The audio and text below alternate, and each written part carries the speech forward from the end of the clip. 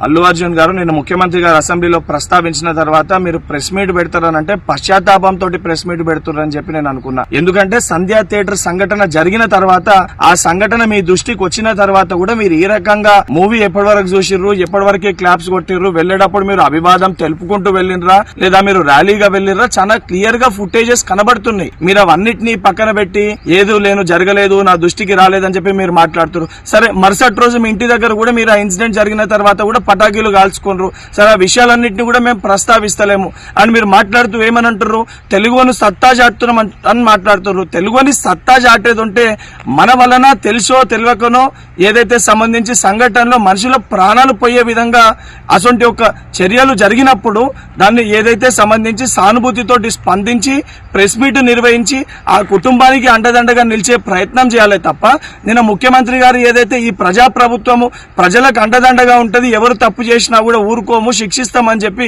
ముఖ్యమంత్రి గారు వారి స్థాయిలో తెలంగాణ ప్రజానికానికి ఒక ధైర్యం ఒక భరోసా కల్పిస్తుంటే